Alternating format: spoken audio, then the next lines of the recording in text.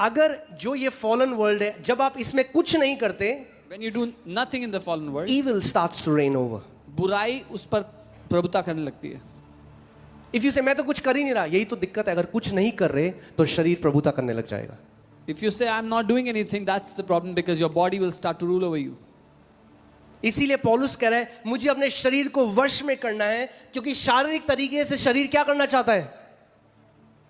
गलत करना चाहता है. This is why परमेश्वर के विरोध में जाना चाहता है. Paul says I bring my body under my subjection, because the body wants to go against God. Body wants That to means if you are led by your body, you will never be able to pray all your life. आपको पता भी नहीं चलेगा कब आपके बच्चे हो गए, बूढ़े हो गए, अंत का दिन आ जाएगा और आपको लगेगा मैंने क्यों?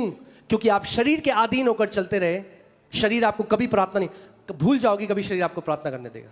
Forget about if your body will allow you to ever pray. That's why hear this.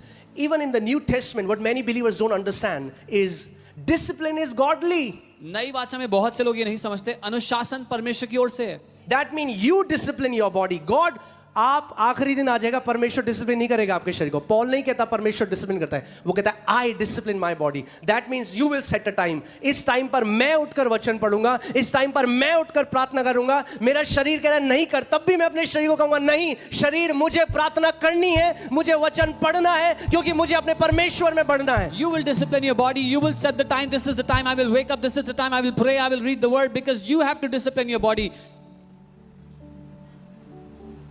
Amen. कितने लोगों ने, मैं भी पहले से मानता रहा जब कलीसिया में, कितने लोग, छोड़ो हाथ में उठाओ, जब मैं नया नया प्रभु में आया था और अगर कलीसिया में होता था बुधवार प्रार्थना, मैं कहता रहा ये क्या है बुधवार प्रार्थना, हम क्यों जाए बुधवार प्रार्थना करने? जब पवित्र आत्मा हमारे अंदर जाएगा तब करा है, सोचा है कभी किसी ने? When I was new in the Lord, they would have Wednesday prayer in the church, and I would say, why Wednesday prayer? We have Holy Spirit. Whenever God wants, we'll pray. जब तक आत्मा अगुवाई ना करे. Until the Spirit leads. That's the spiritual lingo. अरे नहीं करना तो सीधे बोल दो नहीं करना. वो आत्मिक भाषा है, ये कहने के लिए नहीं करना है.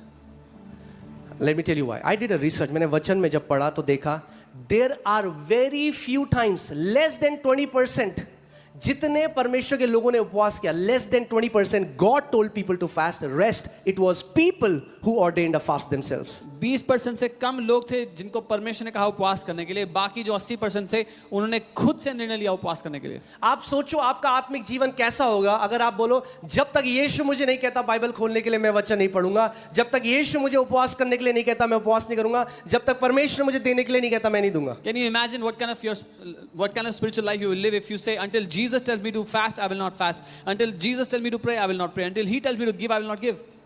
Jesus said when you pray. He didn't say when I tell you to pray. He said when you pray, when you fast, when you give. जब तुम